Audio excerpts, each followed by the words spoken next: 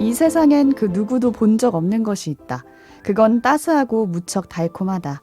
만약 그것이 눈에 보인다면 누구든지 그걸 가지고 싶어 할 것이다. 그렇기 때문에 그걸 본 사람은 아무도 없다. 그렇게 간단히 손에 넣을 수 없도록 세상이 그걸 숨긴 것이다. 하지만 언젠가는 누군가가 발견할 것이다. 그걸 손에 넣을 자격을 가진 단 한 사람이 분명히 찾아낼 것이다. 그렇게 되어 있다.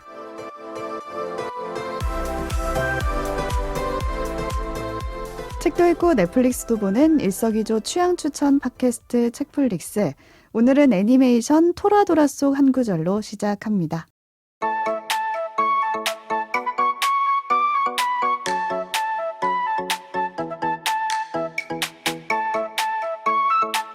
안녕하세요, 책디입니다. 오늘도 오지와 덕PD 나와 계세요. 안녕하세요. 오지랖 넓은 오지입니다. 안녕하세요. 이것저것 덕질한 덕PD입니다. 네, 오늘 오프닝 들으시면서 어떠셨어요? 저는 그렇게 뭘까? 좀 뭔가 그게 도대체 뭐냐 라고 네. 궁금해하시는 분들 계실 것 같은데 저도 사실 모르고 오지 않아요? 엑스칼리버인가요? 엑스칼리버 뭘까? 아니, 뭐지? 추측해 봅시다. 자격이 있대요. 그걸 손에 넣을 자격을 가진 다른 사람. 거기서 엑스칼리버를 유추한 눈에 보이지 않는데.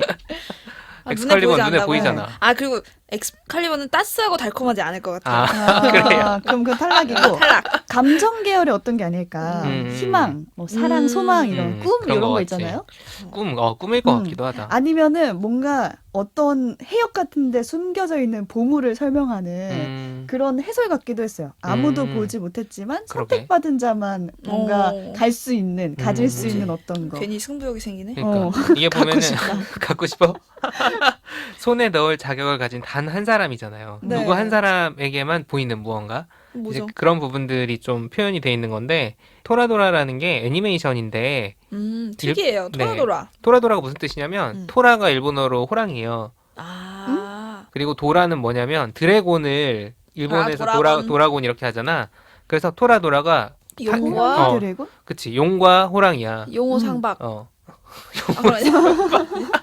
틀린 말 아니야. 근데 이게 뭐냐면 그 일본 애니메이션인데 이게 일본의 라이트 노벨이 원작인데 네. 이 소개한 멘트는 이게 애니메이션화 되면서 대박을 쳤어요. 아, 소설일 때보다. 네, 소설 때보다. 그래서 애니메이션 첫 화가 시작될 때랑 마지막 화가 끝날 때 나온 대사입니다. 정답 스포 가능한가요? 아, 이거 뭐냐면 사랑이에요. 물론 사랑이라고 알려주진 않지. 근데 이게 알겠어. 연애물이기 때문에. 느껴지도록. 네. 사랑이라고 했으면 좀 되게 닭살 돋을 뻔했어요. 너무 뻔하니까 사랑은 누구도 본 적 사랑은 없는 본 것이다. 적이 따스하고 없지. 무척 따스하고. 달콤하다.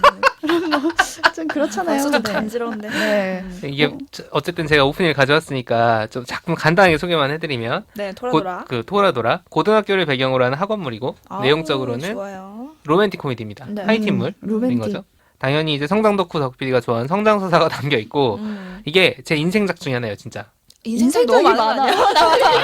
아니야. 근데 내가 왓챠에 확인해봤는데 아, 나 인생작 그렇게 많지 않아. 별점 5점짜리 그렇게 많지 않습니다. 아, 네네. 근데 이 토라도라는 그 중에 5점? 하나다. 네네.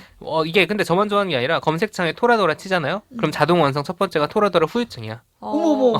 무슨 그래요? 후유증이 있길래? 보고 나면 다시 처음부터 또 보고 약간 싶어. 먹먹하고 그쵸, 그런 게 그쵸. 있나 보다. 있어. 느낌이 있어. 어. 이제 뭐 디테일하게 소개하면 사실 오늘 방송 다 해도 넘치니까 하지만 초강추입니다. 그래서 오늘 그치 요즘 뭐 보지 고민하시는 분들 있으면은 한번 꼭 보셨으면 좋겠고 네. 오늘 주제는 뭐냐? 뭔가요? 봄이니까. 네. 네, 봄이니까. 봄 하면은 그치. 사랑. 그렇지. 벚꽃 말고. 잠깐 봄 사랑 벚꽃 말고 아니야? 맞아요. 깔아주세요, 그러니까. BGM. 아, 그렇네. 사랑도 말고요. 그러네. 자 가사도 망했어. 제대로 모르는 사람들. 네. 어쨌든 좀 벚꽃님 이미 다 떨어졌고 네. 그죠? 사실 뭐 저희 녹음하는 날은 지금 한파특보예요. 추워요. 손이 시렵네요. 꽃샘 추위가 꽃은 다 졌는데 왜 꽃샘을 그러니까. 하는지 그러니까. 너무 추워요 갑자기. 하지만 요즘은 다 봄입니다. 사실 분위기는 봄이죠. 맞아요. 햇빛이 달라요. 겨울의 햇빛이랑은 너무 확연히 어디 다른. 놀러 가고 싶은. 맞아. 막 약간 싱숭생숭하고 마음도 간질간질하고 뭐 몽글몽글하고 그런 로맨스물 한번 봐줘야 되지 않나라는 생각이 들어서 준비했습니다. 네. 네. 그러면 오늘 달달 로맨스 로맨스. 특집으로. 어우. 네. 벌써 나 낯설다. 벌써 질질해요. 로맨스 특집이란 단어 자체가 굉장히 로맨스라는 단어 간지러워. 처음 처음이네요. 이렇게 한 거. 네. 네. 어쨌든 우리가 준비를 했으니까 이따 소개를 해보도록 하고요. 잠깐 참여 안내 공지 먼저 듣고 가겠습니다. 네, 책플릭스는 청취자 여러분들의 참여로 더욱 즐겁고 풍성해집니다. 지금 방송을 들으시는 채널의 댓글 또는 트위터, 인스타그램 같은 SNS 해시태그 기능 사용하셔서 책플릭스 방송 들으신 감상 남겨주시고요. 그럼 저희가 찾아가서 읽어보고 또 감사의 마음 담아서 커피 쿠폰도 쏴드리겠습니다. 네, 그리고 요즘 고민이 있는데 책이나 영화, 드라마로 처방을 받고 싶다 하시다면 책플릭스 이메일이나 마찬가지로 트위터, 인스타그램에서 메시지로 보내주세요. 저희가 또 열심히 고민을 해서 처방도 해드리고 책 선물도 보내드리도록 하겠습니다. 오늘은 달달 로맨스 특집인데 달달 로맨스 네. 특집에 벌써 더워. 포문을 부끄러워, 여는 이러면서. 네, 포문을 여는 제가 한번 열어볼게요. 제가 준비해온 작품은 아주 달달한 곽재식표 로맨스 단편 5개가 들어가 있는 소설집이고요. 로맨스만 5개? 네, 어. 이게 달달한 게 5개 들어가 있어요. 약간 당뇨 올 것 같아. 치과 가야 된다. 그래서 당신과 꼭 결혼하고 싶습니다 라는 소설집 가지고 왔어요. 제목부터 네. 달달하네요. 꼭이라는 말이 좀 그래. 웃기냐? 이 비오는 시대에 네, 꼭 꼭 결혼을 결혼하고 하겠다는 싶다. 선언부터가 네, 작가 먼저 소개를 해드리면 네. 곽재식 작가는 아시는 분들은 이미 아는 아주 유명한 이야기꾼. 네, 이야기꾼인데 최근에 방송 활동을 하시면서 더 유명해지셨어요. 우선 화학 전공자고 연구원으로 활동하고 계시고 전혀 새로운 이력이죠. 네, 겸직으로 소설가를 하고 계신데 SF 소설가로 굉장히 유명하신 분이죠. 근데 최근에 유퀴즈에 나와서 물음표 악마로 아주 극강의 호기심을 보이시는 모습을 보면서 제가 이래서 소설을 잘 쓰시나라는 생각도 들었고 네. 또 지금 MBC 심야 괴담회라는 프로그램에 출연하고 계세요. 네. 거기서 괴담을 과학적 사고로 파괴해버리는 역할을 하고 계십니다. 팩트 폭격기. 네. 이거는 때리는? 현실적으로 일어날 수 없다.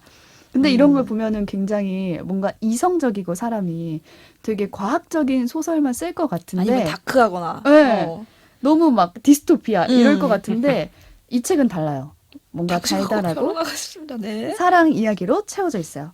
여기에 곽재식표 소설답게 사랑 이야기에 모험을 추가해서 뭔가 맞아. 더 흥미진진하게 이야기를 끌고 가는 소설들이 담겨져 있고요. 그런 장르를 되게 잘 쓰시죠. 네. SF든 역사물이든 되게 활극을 잘 그려내는. 네, 뭔가 흥미진진한 내용으로. 로맨스로 변심의 계기가 있으실까요? 왜 갑자기 이런 달달한 작품을 갖고 오셨을까? 그건 잘 모르겠는데. 나중에 물어보세요. 한번 만나서 물어보고 네, 싶어요. 네, 물어보고 싶어요. 너무 반전이라서. 대표적으로 이 책의 제목으로도 실려있는 단편이 당신과 꼭 결혼하고 싶습니다. 마지막에 실려있는 작품인데 이 작품 자체가 연애 모험담이라고 보시면 돼요. 연애 모험담. 네. 줄거리를 간략하게 말씀드리면 결혼을 앞둔 남자가 미국으로 출장을 가게 돼요. 그럼 출장 갔다가 와서 결혼을 하면 되는 건데 못 갑자기 백두산이 폭발합니다. 시작부터 아주 네, 백두산이 폭발하니까 달달 로맨스 맞죠? 한반도로 가는 그 비행기가. 이동 경로가 다 막혀버리는 거예요. 그럼 어떻게 가야 되나? 고군분 토요일로 예정된 자기 결혼식을 가기 위해서 뭔가 고군분투를 하면서 지구를 돌아서 서울로 향하는 모험기다라고 보시면 될 것 같아요. 지구를 거꾸로 도는 건가요, 그러면? 네, 맞습니다. 원래 이제 태평양을 가로질러서 가야 되는데 그쪽은 대서양으로? 화산재 때문에 화산재 때문에 못 가는 거예요. 그래서 아직 화산재가 퍼지지 않은 대서양 쪽으로 서쪽에서 유럽을 동쪽으로 지나서. 이렇게 네, 유라시아를 지나서 지나서 가는 한국으로. 여행기예요. 이게 이분이 SF 자주 쓰시는 분이라 네. 그런 설정을 되게 철저하게 지키셨을 거예요. 네, 백두산이 네, 네. 실제로 팩트도. 폭발하면 어느 방향으로 과학적으로 간다. 맞아. 사람이 어떻게 실려가고. 근데 이 설정만 보면은 저는 80일간의 세계 일주가 딱 나도 그 생각 떠올랐거든요. 생각나네. 시간 지구를 거슬러 가는 약간 이런 어쨌든 느낌이에요. 세계 일주 이런 느낌으로. 근데 그보다 조금 더 현실적이고 공감되는 부분이 많아요. 의외로. 왜냐면 세계 일주 같은 경우에는 영국 신사 포그 씨가 그치. 워낙 돈도 많으시고 어. 시간도 많고 또 여행의 목적이 그냥 자기가 말한 거를 지키려고. 증명해 보이기 그렇지. 위한 그런 거였잖아요. 근데 여기에서는 여행의 목적이 정말 자기 결혼식을 가기 위해서예요. 절박하면 사람. 차원이 달라. 절박한 거예요. 정말 이건 현실이야. 위약금이 얼마인데 가야죠. 그래서 비행기도 원래 한 번 타면 갈 거를 돌아서 그치. 가야 되니까 환승을 돈도 몇 많이 번이야. 들잖아요. 거기에 힘들겠다. 대한 현실적인 고민도 하고 뭐 신용카드를 끝까지 이제 한도껏 긁어냅니다. 거기서 이제 부들부들 거리는 장면도 나오고. 그래서 이쯤에서 드는 생각이 그냥 결혼식 날짜를 미루면 되잖아. 미루면 안 돼? 미루면 안 되나. 위약금이 더 쌌겠다. 그러니까 3개월 전에는 다 반환해줘요. 3개월은 아니, 아니겠지. 일주일 일주일 전이었어. 전이야. 근데 그 생각을 주인공 역시 해요. 그냥 계속해. 왜 내가 지금 이 짓을 하고 있지? 그러게. 그냥 자기가 괜한 짓을 벌인 건 아닐까? 약간 이런 후회도 하는데 그 전에 결혼을 준비하면서 안 그래도 우여곡절이 많았던 거예요. 신부 측의 부모님이 방글라데시 쪽 분들이어서 뭐 양가 쪽에 문제도 있었고 뭐 주변에서 이 결혼하면 안 되는 거 아니냐 하는 이런 곡절들이 많았는데 이번에 백두산까지 터져서 일정이 밀렸다고 하면은 또 막 뒤에서 수근수근 그렇지. 거리면서 이건 하늘의 뜻이다. 이건 하지 말라는 거다. 진짜 뭐. 그럴 수 있어. 그런 사람도 있어. 그러게 또 엄청 신경 쓰이고 신부도 거기에 대해서 얼마나 걱정되고 그렇죠. 우울해하겠어요. 기다리면서도 또. 그래서 결국에 지구를 반대로 도는 여행을 감행하게 됩니다. 내가 안 가면 더 큰일 나겠다. 결국은 가게 돼. 이거 거의 코로나 때문에 결혼식 여러 번 미루신 분들 있잖아요. 그런 분들의 심정이 이럴 것 같아요. 맞아. 진짜. 이거 내가 하지 더 이상 말라는 미룰 수 건가? 없다. 어른들을 위해서라도 해야 된다. 약간 이런 식으로. 근데 여기 이 여행에서 가장 기억에 남는 부분은 터키 이스탄불 공항에서 생긴 이야기예요. 비행기 혹시 경유해 보신 적 있으세요? 네. 많이 해봤죠. 많이는 그때 아니지만 해봤죠. 어떠셨어요? 재밌었는데? 재밌었어요? 나는 되게 저 중국에서 경유를 했거든요. 그러셨군요. 하루밤 나갔다 와야 되는 심지어 일정이었어요. 시간이 근데 텀이 이제 길었구나. 중국어를 1도 몰라. 1도 몰라서 너무 무서운 거야. 그러니까 맞아. 그 상황 이게 뭐 영어로 커뮤니케이션이 된 상황도 아니고 또 놀러 간 게 그치. 아니니까. 그리고 이제 예를 들어 호텔까지라도 가면 호텔은 아니고 뭐 그냥 숙소였는데 가면은 거기 이제 그 프론트에 계신 분이랑 어떻게든 되겠지 싶은데 택시를 타고 가야 되는 거야. 걸어갈 수 있는 것도 아니고. 물론 이제 우리 훌륭한 한국 네티즌들이 다 써놓지 않았겠습니까? 그렇죠. 블로그 같은데 보면은 중국 공항 완성하는 팝하고 법. 좋아요. 팝하고. 그래서 다 어떻게 가긴 했는데 그 너무 불안한 마음과 그리고 중국 맞아, 공항은 맞아. 사실 그 되게 검열 이런 게 좀 빡세 그런 것도 있어서 한 번 나갔다 들어올 때 혹시 막 잘못 걸리면 막 몇 시간 걸린다고. 그럼 또 못하고. 네, 그런 것 때문에 되게 불안감이 있었어요. 맞아요. 하지만 양꼬치는 굉장히 맛있었다. 어쨌든 하룻밤에 잘 경유는 먹었다. 좋았다. 중국의 그 경험은 좋았다는 걸로. 양꼬치 칭따오. 저도 홍콩 공항에서 경유해 본 적이 있는데 연착이 2번이 됐어요. 그러니까 오래 있었구나. 막 게이트가 바뀔까봐 너무 네. 겁이 나고 그래서 가방을 못 내려놓겠는 거예요. 계속 막 게시판 가보고 혹시나 맞아. 내가 못 들은 게 있나 맞아. 하고 계속 불안하고 긴장한 마음이 있었던 기억이 나거든요. 근데 이 주인공도 이스탄불 공항에서 이제 내려서 경유를 해야 되는데 중국 가는 비행기를 타야 돼요. 근데 아무리 봐도 이스탄불 공항에 내렸는데 중국 가는 비행기 편 터미널이 안 없어? 보이는 거예요. 분명히 최악이다. 예약을 했는데. 그래서 알고 보니까 이스탄불 공항이 2개였던 거예요. 맞아. 제 동생이 이런 경우가 있었어요. 진짜요? 갑자기 버스 타고 다른 공항으로 막 가느라고 힘들었다고 그 얘기를 해주더라고. 그러니까 공항 하나 안에 터미널이 먼 우리나라로 게 아니라 따지면 인천이랑 인천이랑 김포랑 김포랑? 같은 데인 줄 안 거지. 세상에. 그러니까 이스탄불이 유럽이랑 아시아 두 대륙에 걸쳐 있대요. 그쵸. 그래서 공항이 유럽 공항이 정해져 따로 있구나. 있고 아시아 쪽 공항이 따로 있는 거예요. 근데 주인공이 끄는 표는 유럽 쪽에 있는 공항에서 중국 가는 비행기를 타는 건데 지금 내린 곳은 야. 아시아 쪽 공항이었던 거죠. 야, 살벌한데? 그럼 얼마나 저는 이 상황이 놓였다 그치. 그러면 식은땀 나. 식은땀 땀 그치, 줄줄이야. 어떡하지? 막 이 생각부터 들 것 같고 택시 잡아야지 빨리. 지금 영끌해서 이 주인공도 긁었는데 비행기표. 택시를 막 잡아요. 근데 시간이 빠듯한 거예요. 그렇지. 바로 달려도 빠르게 가도 빠듯한 그렇지. 정도인데 어떡해. 어쨌든 총알 택시를 만나서 따블따블. 빨리 가긴 했어요. 어. 근데 이제 다리만 건너면 가는 건데 그 강 앞에서 갑자기 밀리는 거예요. 어떻게 내려서 뛰어야지 뭐. 뭐. 왜 그러나 빠르게 타야 했더니 돼. 그쪽에 또 테러 위협 때문에 아. 건문이 이제 다리 위에서 계속 되고 있었던 거예요. 실제로 그런 시절이 있었죠. 그리고 이스탄불에. 그 관련된 법안 때문에 뭐 음. 크루드법인가? 크루드 평등법? 뭐라고 법이 계속 나와요, 조항이. 그래. 그러니까 실제적인 현실 상황을 많이 넣으려고 이거는- 설정의 아, 진심의 그치. 작가님이라고. 설정이 진짜 진심인 편. 그래서 그것 때문에 테러 위협을 받고 있다. 그래서 검문 중이다라는 설명까지 나와요. 그래서 이제 포기해야 되나? 약간 주인공이 그런 생각을 하고 있을 때쯤 관광일로 뱃사공 일을 하는 사람을 만나요. 그래서 배를 타고 그 강을 건너서 어찌어찌 해서 공항에 도착을 해요. 도착해서 이제 뱃사공 너무 어이. 넘어가 주세요. 네. 그래서 이제 관리 직원까지 만나서 관리 직원한테 막 나 지금 중국편 빨리 타야 된다 하니까 막 사이렌까지 울려가면서 게이트로 데려다 줘요. 착해. 근데 놓칩니다, 결국에. 뭐야?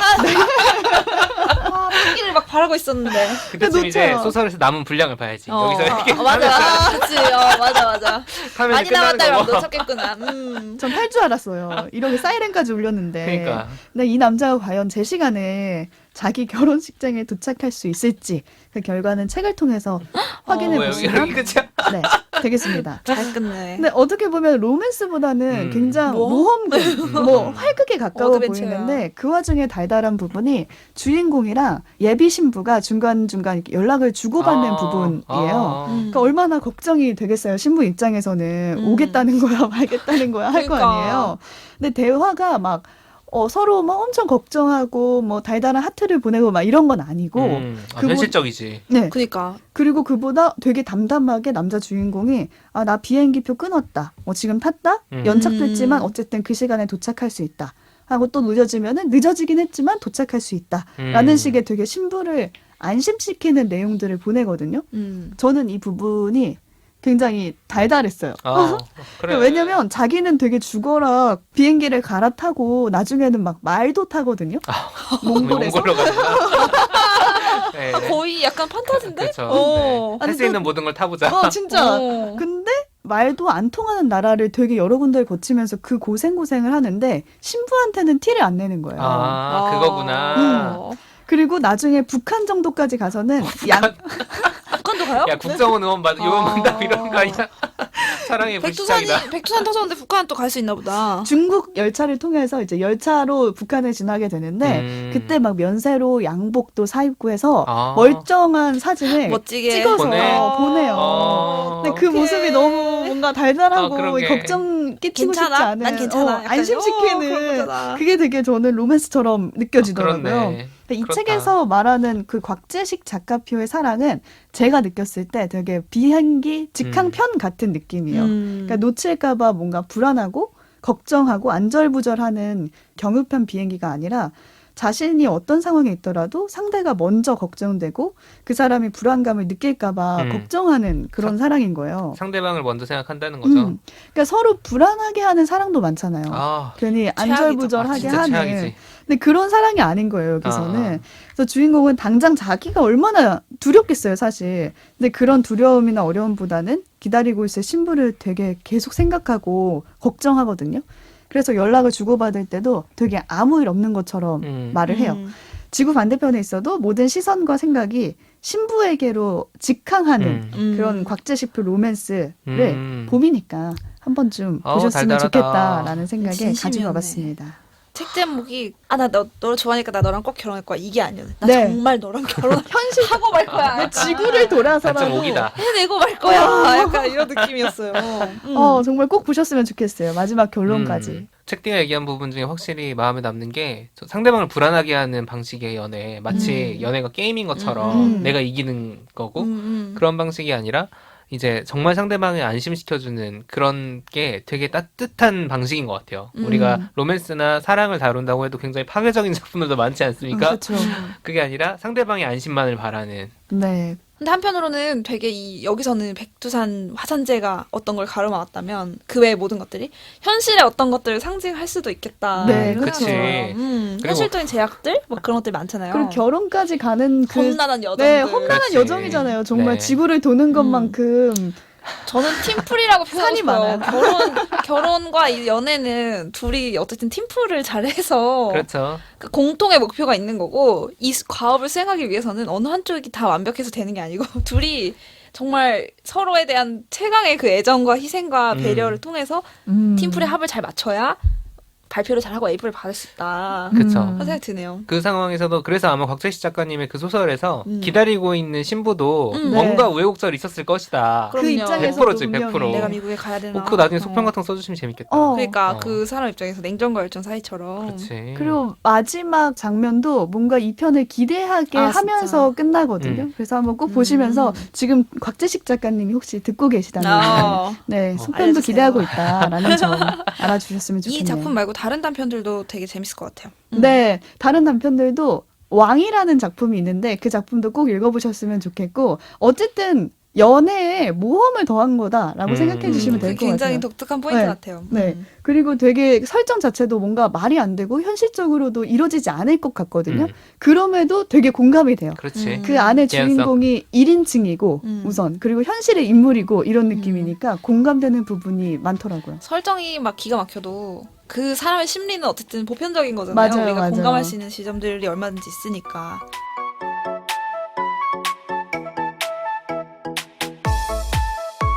다음으로 덕 PD 어떤 작품 가지고 오셨나요? 아, 네. 저 오늘 오프닝이 일본 애니메이션이지 않았습니까? 네. 네, 오랜만에 이름 까먹는 덕 PD. 오덕 PD. 아, 그렇죠. 네. 아, 제가 또 요즘 제가 또 조만간 하나 또 일본 애니메이션 하나 소개할 것 같아가지고 아. 제가 원래 토라도라 오늘 소개하려다가 아 이거 진짜 안 되겠다 싶어서 혹시 오늘은 뭐- 틀었습니다. 어떤 걸로? 일본 드라마. 여전히 일본. 일본 사람. 네. 네. 아, 이 문제가 있네요. 먼 나라 요즘. 이웃 나라. 요즘 더 멀어지고 있는데. 그렇죠. 멀어지고 있죠. 시국에. 네, 네. 마음만 가까이. 네. 네. 2016년에 방영된 도망치는 건 부끄럽지만 도움이 된다. 이게 플레임입니다. 네. 네. 엄청 철학적이에요, 길어요. 뭔가. 어. 그 제목이 되게 위로가 돼요. 특이하죠? 아, 그쵸. 이게 헝가리 속담이래요. 아. 헝가리 속담인데 역시. 진짜 문자 그대로인 거지. 도망치는 건 부끄럽지만 그게 도움이 될 때가 있는 음. 거지. 순간의 창피함을 음. 참으면 맞아. 어쨌든 오히려 자기들은, 나중에, 그쵸. 좀 낫다는 거죠. 그래서 작중에 이 대사가 몇 번 등장을 합니다. 아. 근데 막 근데 이 제목만 들으면 무슨 장르일 것 같아? 그러니까 이거 약간 그러게. 추적. 그렇지. 뭐 그런 것 같잖아. 뛰어다녀야 될 것 같잖아. 실제로 막 뛰어다니긴 가끔씩. 왜 근데 도망치는 상황이 나오지 로맨스? 이게 뭐냐면 제목 통과는 다르게 아주 알콩달콩 달달한 로맨스입니다. 자, 일단 설명을 좀 해드릴게요. 제목이 중요하지 않아요, 사실. 네. 주인공이 누구냐? 모리야마 미쿠리라고 할게요. 미쿠리. 네. 미쿠리. 20대 중반의 여성입니다. 심리학을 전공했고 석사까지 했어요. 근데 2016년 한 5년 전 일인데 우리나라도 뭐 청년 일자리 문제 심각하다 했지만 일본도 만만치 않은가 봐요. 그래서 처음에 딱 드라마가 시작을 하면은 얘가 얼마나 그 일자리 구하는 게 힘든지 그리고 파견직으로 일하고 있어요. 그래서 그런 걸 하고 있는 상황에서 뭔가 이 젊은이의 어떤 구직기 약간 이런 느낌의 그런 게 좀 보여져요. 네. 뭔가 힘들지만 나는 열심히 하겠어. 청춘. 그런 느낌이야. 일본 드라마 꼭 그런 장면이 있더라고요. 청춘물에는. 그치. 그래서 이 사람의 성격이 약간 그런 쪽인 거예요. 근데 이 사람이 일을 잘하는데 계약 연장이 안 되는 거야. 파견직으로서도. 아. 왜 그러냐면은 둘 중에 한 명을 떨어뜨려야 되는 상황이 된 거예요. 회사에서. 근데 너는 석사에 있으니까 더 좋은 자리 갈 수 있잖아. 모순. 그러니까 라는 이유로 이제 얘가 더 내보내. 힘들잖아. 그렇지. 그런 느낌으로 갑니다. 그래서 그 뒤로 계속 또 이렇게 취업이 안 되는 여러 가지 상황들을 겪다 보면 아무리 씩씩한 사람도 옆에서 보면 안쓰럽잖아요. 약간. 그죠? 그래서 아버지가 보다 못해서 일자리를 하나 소개를 해주는데 시급이 2,000엔이야. 자, 일본이 최저임금이 지역별로 다른데 2016년 평균이 대충 800엔이에요. 되게 높네. 9,000원 정도, 9,000원 정도 되는 네. 거죠. 근데 2,000원이면 2배잖아요. 한국 돈으로 2만 원이 넘는 거예요. 네. 그래서 무슨 일이냐라고 했더니 가사 대행 도우미. 청소나 요리, 빨래 같은 집안일을 대신 해주는 거죠. 그러니까 근데 이제 그게 하루 종일 풀타임으로 일하는 게 아니잖아. 한 번 네. 갔을 때 몇 시간 딱 하지만 시급이 센 거예요. 네. 근데 이제 이 사람이 뭐 전문업체에 등록한 게 아니라 이제 지인 소개로 가는 거죠. 아버지 소개로. 그래서 한 사람네 집에 이제 일주일에 몇 번 가는 건데 누구네 집일까? 남자 주인공네 집입니다. 역시. 자, 남주는 누구냐? 이름은 츠자키 히라마사라고 할게요. 이 두 명만 이름은 아시면 돼요. 30대 중반이고 그 나이 차이는 좀 있어요. 능력이 굉장히 출중한 IT 개발자. 그리고 더 중요한 설정은 뭐냐? 모태솔로. 연애 경험이나 스킨십 경험이 아예 없는 초식남으로 나와요. 그래서 스스로 되게 프로 독신남이다. 이렇게 생각을 하고 이제 뭔가 이런 로맨스나 성적인 관계는 인생에서 그냥 뭔가 중요한 옵션으로 생각 자체를 안 하는 이런 느낌이야. 쓸데기 없는 일이다. 근데 또 그렇게 적극적으로 거부하는 건 아, 그래? 아닌데 무관심인가? 과묵하고 약간 목석 같은 성격이야. 그래서 다른 사람이 먼저 막 반해서 다가오는 스타일의 외모도 아니야.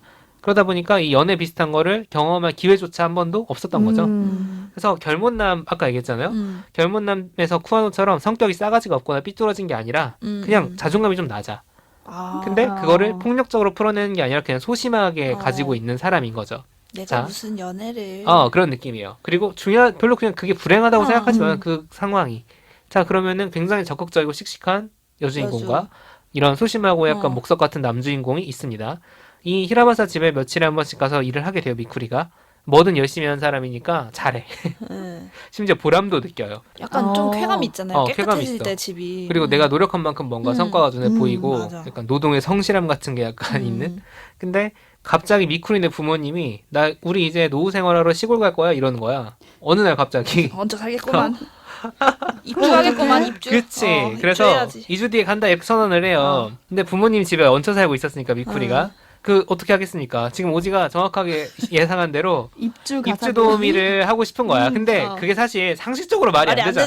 되죠. 상식적으로 말이 안 되는데 이게 왜 드라마니까. 그렇게까지 가는 거냐면 그래도 나름의 개연성이 있어. 미쿠리가 그동안 노동이 존중받아본 경험이 없잖아요. 그래서 이제 히라마사한테 가서 처음부터 대놓고 나 너네 집에 살면 안 돼라는 얘기 못 하니까 나 이제 여기 못 온다 언제부터 다음이나 다음이 마지막이다 이렇게 빠이빠이 하려고 얘기를 해요.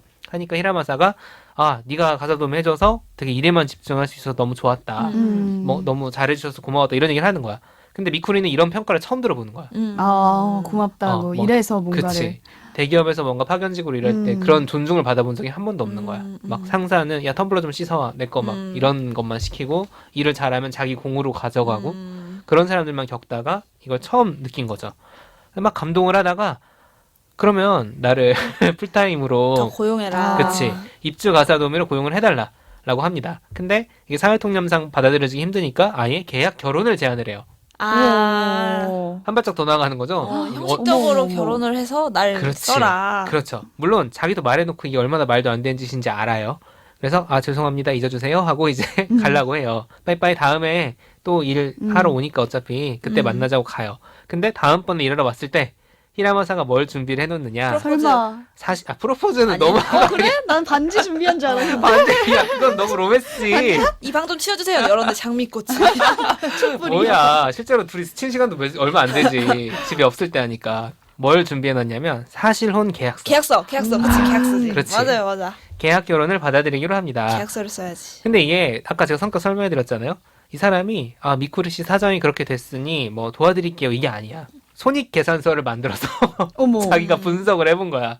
그래서 계약 결혼을 했을 경우와 그렇지 않을 경우에 손익 계산서를 만들어 놓고 설명을 막 해줘요. 그래서 계산을 해보니 네 월급은 얼마고 시급을 따지면은 그 중에 집세는 얼마 제하고 뭐 그런 식으로 운영은 이런 식으로 한다. 그렇게 계산을 해보더니 나에게 이득이더라. 그러니 당신의 제안대로 계약 결혼을 합시다. 물론 여기에는 로맨스나 성적인 관계는 없어요. 포함이 안 돼 있어. 철저하게 고용주와 종업원이에요. 그래서 진짜 하우스메이트 느낌? 실제로 계속 고용주라고 불러요.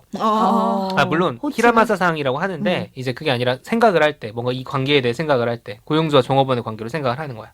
대신 가족들을 설득해야 되니까 이제 결혼이라는 껍데기를 씌운 거죠. 자, 미쿠리는 받아들입니다. 네, 받아들여서 두 사람의 계약 결혼 생활이 시작이 되는데 제가 이제 이거 오늘 달달 로맨스 특집인데 무슨 갑자기 계약 결혼 그러니까 손익계산서 가져왔어요. 나올 달달함은 아직 거라고는 없는데요? 생각도 그쵸. 못했어. 근데 이게 차근차근 로맨스로 바뀝니다. 히라마사가 초식남이고 연애 경험이 없다 그랬잖아요. 근데 미쿠리는 그런 스타일은 아니에요. 그러니까 본래 성격도 되게 적극적이고 사람에게 먼저 다가가기도 되게 잘하거든요. 근데 왜 지금까지 연애가 성공적이지 못했을까? 미쿠리가 심리학 전공이야. 분석하는 분석해. 실험체였어. 비실험체였어. 그 일부러 그런 게 아니야. 자기 딴에는 사귀는 사람들한테 도움을 주려는 목적인데 누가 막 나를 분석하고 해부한다고 그러니까 나를 생각해서 상담하려고 하고 자꾸 그렇지. 이러면은 근데 돈 주고 상담하는 게 아니라 내가 의지해야 되는 사람, 소위 내 편인 사람들인데 근데 그게 쉽지 않은 거예요. 미쿠리와 사귀었던 사람들은 주제 넘게 왜 자꾸 그런 얘기를 하냐 라면서 미쿠리와 헤어져 왔던 거예요. 근데 이게 미쿠리가 가지고 있는 아픈 기억인데 근데 히라마사는 그동안 미쿠리가 만났던 사람이 좀 달라요. 일단은 고용주로서는 뭐 굉장히 구체적인 업무 지시라든가 뭐 자기가 책임질 내용과 아닌 내용 명확하게 구분을 해주고 피드백도 명확하고 추가 노동이 필요하면 시간의 근무까지 계산을 완벽해. 됐어. 괜찮은데? 자, 고용주로서는 완벽해. 사람으로서는 어떠냐? 히라마사가 10살 정도 차이가 나는데 깍듯한 존댓말. 미쿠리상 계속 이렇게 존칭을 하면서 절대로 이 사람을 불쾌하게 만든 행동을 하지 않아요. 뭐 고용주로서 요구할 수 있는 건 하지. 뭐 어디 청소를 어떻게 해주세요라든가 그런 건 하지만 다른 그런 게 없는 거야. 그리고 미쿠리가 자기가 스스로 주제 넘는 성격이라고 자격지심을 갖고 있는데 딱 이렇게 얘기를 해줘. 주제가 넘는다는 건 상대방을 아래로 보고 하는 말이다. 이 주제라는 그렇지. 네 전제가 주제라는 있는 건 거지. 그치. 자기는 미쿠리를 아래로 본 적도 없고 주제 넘는다고 생각한 적이 한 번도 없다. 이런 얘기를 막 하는 거예요. 자, 이러면은 미쿠리가 약간 갑자기 날 존중한 넘어가지. 사람은 네가 처음이야. 약간 넘어가지 않겠습니까? 근데 이 사람이 완전히 목소리고 연애 경험이 없잖아요. 근데 미쿠리가 그렇다고 막 감아버려서 홀라당 이렇게 할 수 있는 캐릭터도 아니에요. 그래서 이게 왜 로맨스가 달달하냐면 정말 한 땀 한 땀 조금씩 1mm씩 서로 접근해 가는 거야. 좀 답답할 수도 있겠네요. 답답할 수도 있어요. 근데 그 답답함이 되게 보고 있으면은 서로에 대한 호감을 뭐 잠깐 확인을 했다가 따뜻한 말을 한 번 했어. 음. 원래 생각나도. 그 다음에 내가 선을 넘었나? 또 몇 걸음 뒤로 가거든요. 또 이런 그러니까. 드라마는. 혼자서 계속 그걸 그러니까. 후회하고 머리 막 이불킥을 조심 약간 이런다고요. 실제로 이불킥하는 장면들이 막 나와요. 오늘 내가 이 말을 했는데 이게 혹시 저 사람한테 부담이지 않을까라는 얘기를 했는데 서로는 어쨌든 상대방의 호감은 자기가 받아들이고 있으면서 서로가 가진 자격지심 때문에 자꾸 불리한 쪽으로 해석을 하는 거야. 자꾸 브레이크만 밟는 거지. 위축되고. 이게 중요한 게 사실 허니와 클로버에 이런 대사가 나오는데 서로에게 상냥해지는 걸 허락받는 거야. 이런 대사가 나오거든요. 그러니까 사실 호의를 베풀고 받는 것도 원래 허락을 해야 되는 거. 서로 일종의 어떤 합의가 돼야 되는 거예요. 근데 이 두 사람이 그걸 서로 너무 의식을 하다 보니까 사실 잘 진척이 안 되는 거지. 너무 조심스러웠어 서로. 그니까. 그래도 연애를 그나마 해본 미쿠리가 좀 더 답답하지 않겠습니까? 저 사람이 날 싫어하는 것 같진 않아. 근데 답답해 죽을 것 그러니까 같아. 속도를 안 내니까. 그래서 우리가 어차피 같이 살고 내가 연애를 누군가 하려면 너랑 하는 게 가장 경제적이다. 가장 합리적인 선택이다. 그렇지. 너가. 그래서 우리도 연애 감정을 공식적으로 키워봅시다. 라고 제안을 하는 거예요. 사실 통념은 무슨 자, 화분 기르는 것도 아니니까.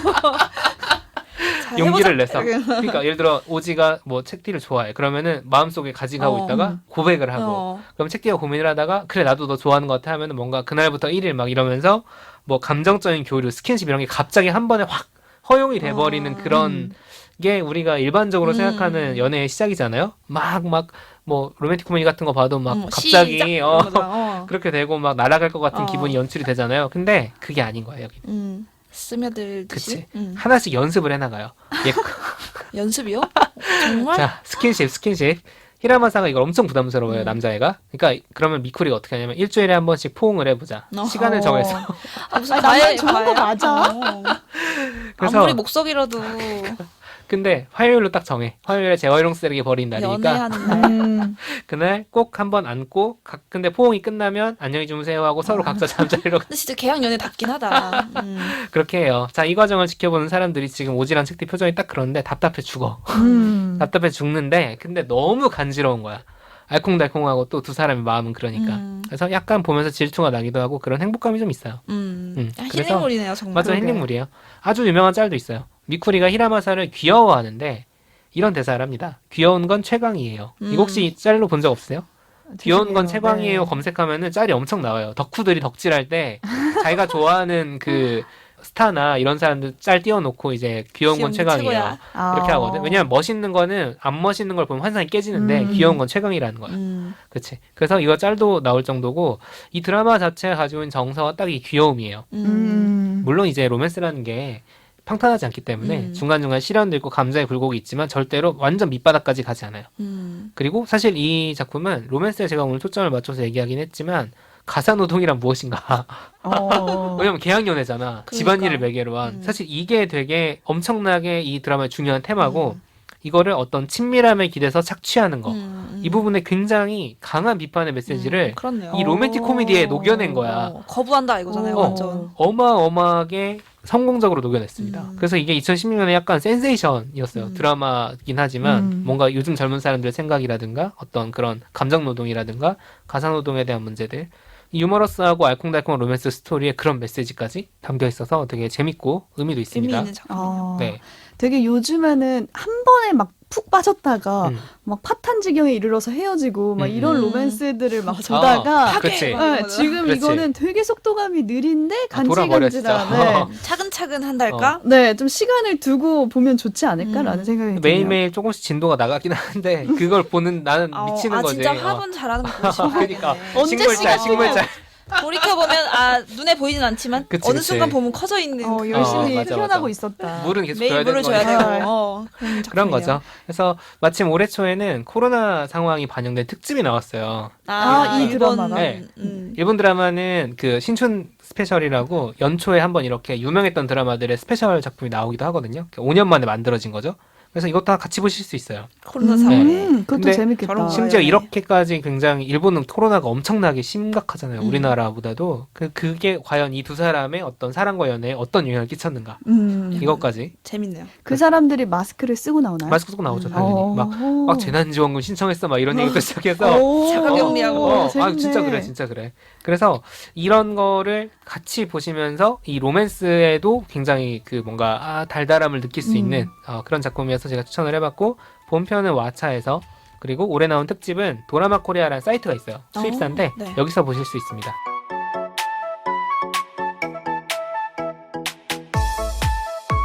마지막으로 오지가 준비해온 작품 볼까요? 약간 눈물 짜는 달달함. 저는 어, 네? 뭐지? 갑자기요? 손이 아 지금 확 떨어지네. 달달한데? 알콩달콩 했는데. 너무 애절한 로맨스 하나 가져와 봤습니다. 네. 영화 안녕 헤이즐이고요. 하이틴 로맨스 하면 떠오르는 사실은 이미지들이 있잖아요. 되게 깨발랄하고 막 그치. 티 없이 맑고 막 위기가 있지만 언제나 해피엔딩이고 이제 그런 영화들만을 하이틴이라고 우리가 생각하기 쉬운데 약간 그 하이틴의 로맨스에 이런 로맨스도 있다라는 식으로 좀 그렇지. 약간 세계를 넓혀주는 영화 같아서 좀 소개를 하고 싶었어요. 네. 줄거리만 들어도 슬퍼요. 어떡하지? 일단 울지 시작부터 마요. 여자 주인공 나 설정 설명하는 순간 제가 이거 옛날에 봤는데 이번에 이제 리뷰하려고 다시 한번 쭉 살펴보다 다시 막 눈물이 막 나더라고요. 주인공은 이제 제목에 나오듯이 헤이즐이라는 이제 10대 소녀예요. 그래서 어렸을 때 갑상샘암이 요새는 갑상샘이라고 하죠. 갑상샘암이 발병을 해서 그거를 계속 막 치료하려고 노력을 했는데 이제 그 과정에서 폐에 막 물이 차서 호흡이 쉽지 않은 아이인 거예요. 그래서 맨날 약간 캐리어처럼 끌고 다녀요. 산소통을. 산소통을. 그래서 코에도 요 호흡기 줄을 항상 꽂고 생활하는 그런 소녀예요. 근데 이제 10대 소녀고 이렇게 사춘기나 이런 것들을 지나고 있어요. 그래서 막 가정에서도 얘가 아프고 이러니까 되게 잘 해줘요. 근데 막 반항도 하고 투닥투닥 하기도 하고 그런 평범한 10대 소녀예요. 아프다는 것만 빼면. 근데 얘가 이제 어쨌든 어느 정도 치료를 해서 살 수는 있는데 항상 그 산소 호흡기를 들고 다니니까 학교 생활이라는 게 정상적으로 쉽지가 않은데 엄마는 이 아이가 보통의 10대처럼 막 친구도 사귀고 나가 놀았으면 좋겠는 거야. 근데 학교를 제대로 못 다니니까 어디를 가냐면 그 암 환자 서포트 그룹에 보내요. 그 암 환자들끼리 이제 자기 아픔을 나누고 막 그런 커뮤니티 같은 것들이 있는데 나이대가 맞을까요?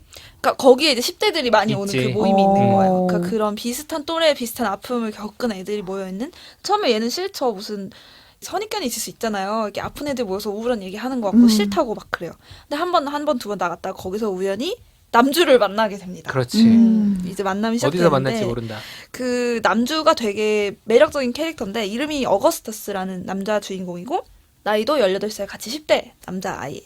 근데 이 아이도 고육종이라고 뼈에 생기는 악성 종양 때문에 한쪽 다리 무릎 아래를 절단을 한 꼭 의족을 사용하는 아이예요. 그래서 둘이 이제 그 모임에서 만나요. 그래서 막 거긴 진짜 막 자기의 암이 뭐고 그 병 때문에 어떤 어려움을 겪고 있지만 뭐 잘하고 있다 이런 얘기를 나누는데 그걸 되게 뭔가 그 사이에서 이 헤이즐과 어거스터스만의 교류되는 그 첫 만남이 있어요. 서로 뭔가 눈빛을 딱 교환하면서 둘만이 뭔가 뭔가 통하는 공유된 그래. 그런 짜릿하게 스파크가 튀는 거죠. 쟤들 한눈에 반하는 거야 쉽게 말해서. 진짜 살면서 우리가 한눈에 반하는 경험을 할 일이 많지 않은데 참 영화 속에선 그런 일이 잘 일어나요. 그래서 둘이 약간 처음부터 뭔가 통해서 같이 이제 알콩달콩 이제 좋아하게 되면서 영화가 시작이 돼요.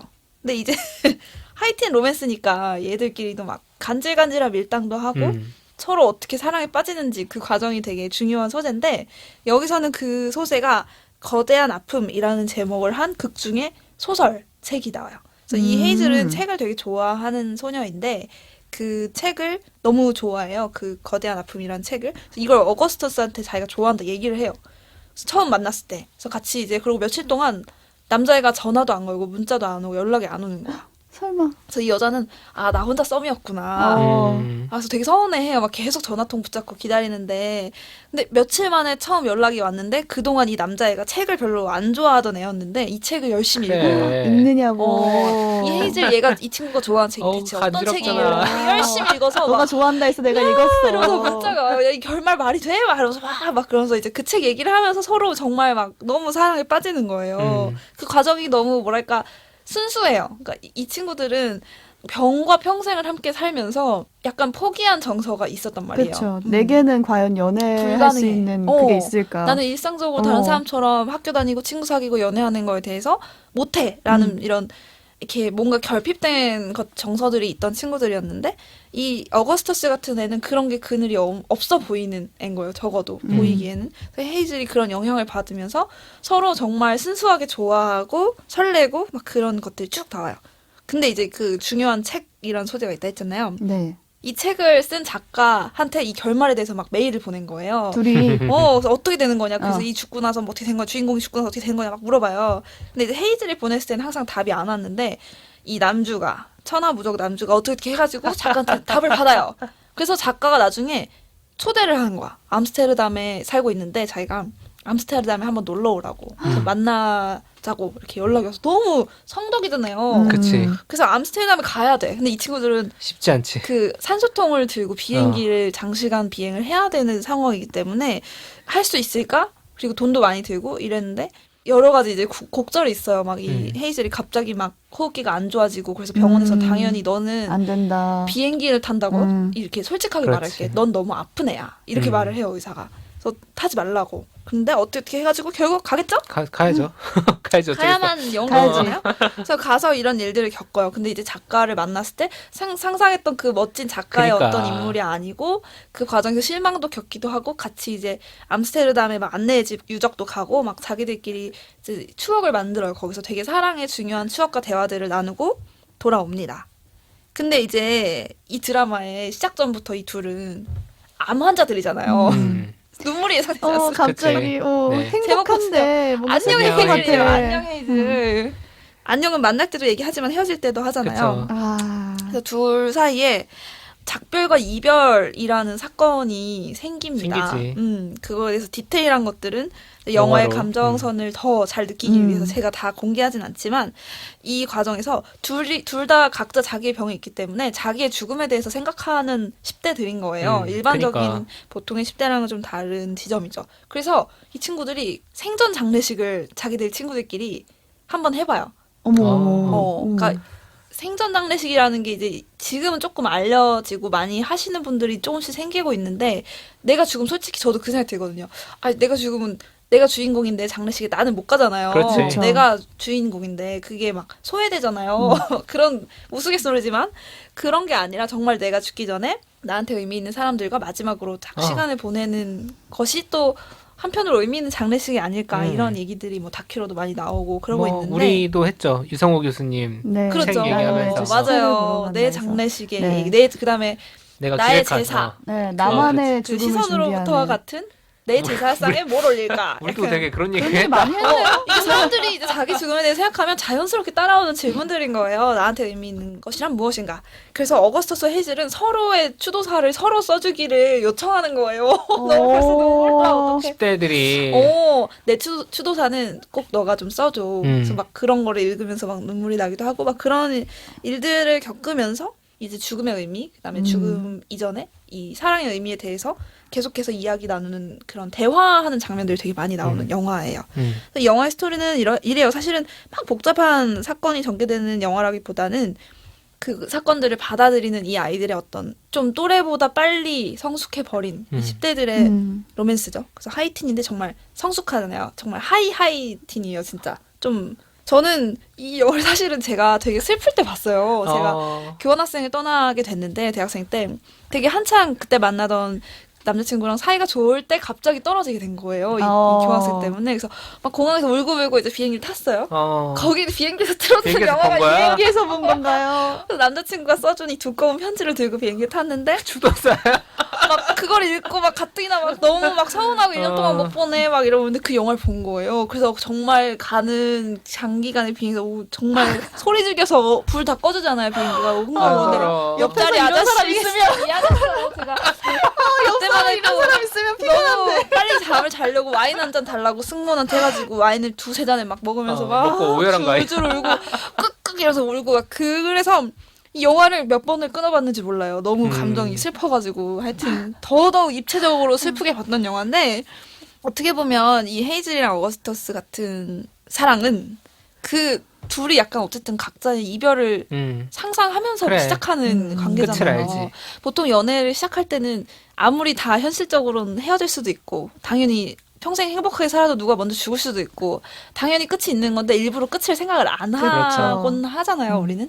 근데 반대로 끝을 확실하게 뭔가 현실감 있게 받아들이고 있는 죽음이나 이별에 대해서 굉장히 실체를 느끼고 있는 둘이었기 때문에 더 그 사랑이 되게 애틋했던 것 같아요. 때로는 좀 이렇게 이별 혹은 이렇게 없어진 그 부재를 통해서 더 이렇게 정의되는 더 의미가 깊어지는 그런 사랑도 있다는 거를 좀 느끼게 됐고 불안과 무질서를 통해서 질서와 안정이 더 이렇게 의미 있게 다가오기도 하고 이런 식으로 좀 반대되는 어떤 상태나 개념이 있을 때 내가 갖고 있는 것, 내가 처해 있는 상황의 의미가 더 진해지는 그런 경험들을 했던 것 같아요. 그래서 다른 어떤 로코들 중에 로코의 완성도는 이 결핍 을 어떻게 공감하고 서로 주인공들이 서로의 결핍을 어떻게 공유해 나가는지를 잘 짚어준 로맨스가 좋은 로맨스가 아닌가 생각이 들어요. 보면 그런 거 나오잖아요.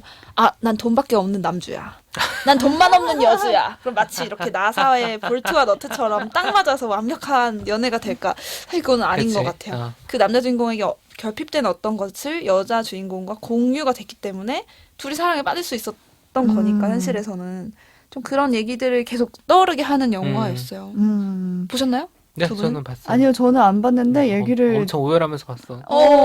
우선 비행기에서 보면 안 될 보면 것 안 같아요. 돼요. 안 됩니다. 네, 사람들 혼자 없을 보세요. 때 혼자 볼 만한 영화. 넷플릭스에 있으니까요. 책도 울고 싶을 때 집에 가서 틀어놓고 굉장히 봐. 사연 있는 사람처럼 보일 수 있어요. 이게 공공장소에서 집에서 사연이 보면 있을 수 혼자 있을 때 보시고 좀 로맨틱 코미디 우리가 달달한 로맨스 얘기를 했지만 보편적인 감정들을 자극하는 작품이잖아요. 로맨스가 그쵸? 항상 뜨거운 감자인 이유는 그래서 그런 것들을 풍부하게 담아낸 작품이라서 갖고 와봤습니다. 아, 실제로 달달해요. 그리고 엄청 이거는 달달해요. 그러니까 설정이 어쩔 수 없기 때문에 그러니까 슬픈 이야기가 담겨 있지만 엄청 초반에 특히 아주 둘이 그래. 사랑에 빠져가는 그 과정이 정말 하이틴 로맨스의 그래. 정석처럼 따라가요. 서로 좋을 때다 이러면서 진짜 딱 이거 좋을 때다. 너무 순수하고 아저씨 아니야? 막 긴장하고 막 근데 이제 막 호흡기를 끼고 다니거든요. 그냥 그 모습, 그다음 다리 의족을 하고 있는 모습, 막 그런 농담을 해요. 그리고 또 제일 친한 친구 하나가 그 망막의 병이 있어서 시력을 잃은 친구예요. 그래서 셋이 막 무슨 그 친구 복수를 해주러 가서 얘기를 해요. 우리는 셋이 합쳐서 눈은 몇 5개고, 개고, 다리는 몇 쓸만한 개고. 펜은 2.5개고, 다리는 5개밖에 없지만, 그래도 우리가 계란은 24개나 갖고 왔다고. 그래서 계란을 던져요. 그거를 받아들이는 게 막연히 낙관적인 거는 또 아니지만, 그 현실을 그래도 끌어안고, 어쨌든 인정하고. 삶을 살아가는 거. 어쨌든 또 내일은 오고, 내일은 내일 뜨고, 이런 것들을 보여줍니다. 되게 지금까지 생각했던 로맨스하고는 완전히 다른 결이라는 생각이 들었어요. 그냥 들으면서 작별을 예고하면서 펼쳐지는 로맨스는 많이 없잖아요. 되게 네. 비극일 것 같죠? 네. 밝아요. 근데 그게 좋을 수도 있어. 갑자기 어떻게 보면 끝이 있는. 아니 뭔가 그 순간을 정말 충만하게 즐겨야 되는 거지. 허투루 보낼 사실. 수 없는 그치? 거죠. 그러니까 근데 소중한 이런- 거야. 언젠가 이 두 사람이 이별을 할 건데 지금 사랑을 한다라는 그런 시나리오는 보통 연령대가 높거나 그렇지. 뭔가 그쪽에서만 다뤄지는 모습을 우리 특별한 화면으로 장면이 있죠. 많이 봤는데 지금 10대 청소년들이 사랑을 하는데 그 안에 죽음이라는 것도 같이 녹여냈기 때문에 한번 보고 싶네요. 네, 보세요. 네. 울고 싶을 때 봐. 항상 죽음은 어쨌든 슬퍼요. 왜냐면 이별을 당연하지. 전제하기 때문에. 어. 근데 방 안에 항상 죽음이 한 켠에 있는데 우리는 그걸 그냥 못 본 척 이러고 살아가는 거예요. 사실은. 다 시한분들. 이 헤이즐과 어거스트가 좋았던 거는 그 죽음을 모른 척하지 맞아. 않아요. 그냥 알고 있고 받아들이고 끌어안고 그럼에도 불구하고 그 사랑을 같이 나눌 수 있다는 거가 가능하다라는 걸 보여줬고 되게 캐릭터들이 너무 매력 있어서 이후로도 이 배우들이 다 잘 됐어요. 주연 맞아. 배우들이 되게 매력 있는 캐릭터들이 있는 영화였어요.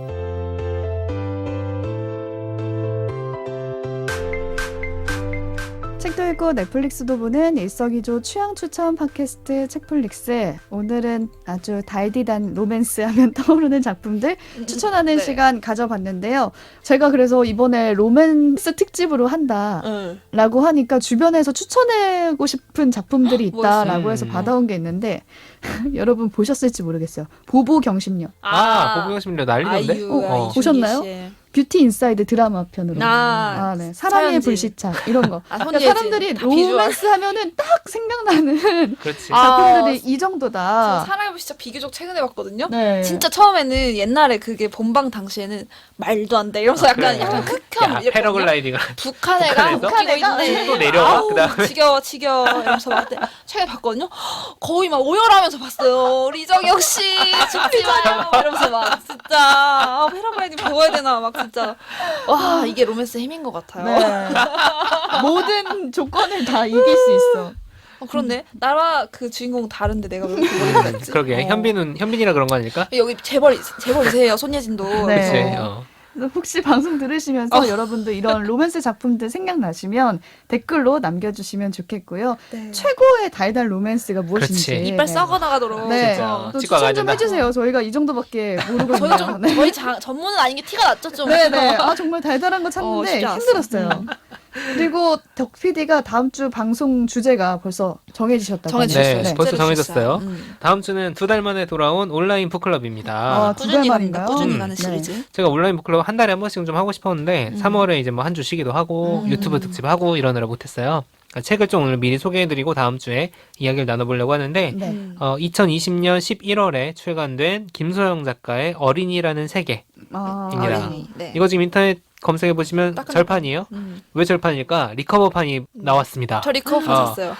나는 조금 일찍 사가지고 리커버판 못 샀어. 아무튼 저희가 지금은 성인이잖아요. 성인이라고 생각하지 않아서 왜 대답 안 해? 인정했어. 사회적 성인이죠. 성년의 달한 자죠. 네. 네. 하지만 모두가 어린이라는 시절을 겪었고 또 그렇죠. 어린이들과 함께 살아가야 하는 존재잖아요. 이제 뭐 어린이날이 한 3주 정도 남았는데 올해 어린이날을 어떻게 무슨 생각을 하며 보낼 것인가? 어린이. 좀 미리 생각해보면 좋을 것 같아서 그리고 사실 책 나왔을 때부터 너무 하고 싶었는데 뭐 타이밍을 좀 못 잡았어요. 그러니까 저희가 뭐 계기를 좀 잡아가지고 온라인 북클럽으로 해보려고 합니다. 네, 모두가 어린이라는 시절을 겪었음에도 이 세계를 알지 못하는 사람들도 많은 것 같아요. 이미 잊어버려. 잊어요. 네, 그래서 나와 한 번쯤 다른 존재라는 생각이 들죠. 네, 어린이라는 세계를 좀 알아보는 시간이 되지 않을까라는 생각으로 준비를 했는데요. 읽어보실 분들은 미리 같이 읽고 네, 다음 주에 찾아오셨으면 좋겠습니다. 저희는 다음 주에 어린이라는 세계 온라인 북클럽으로 돌아오겠습니다. 고맙습니다. 감사합니다.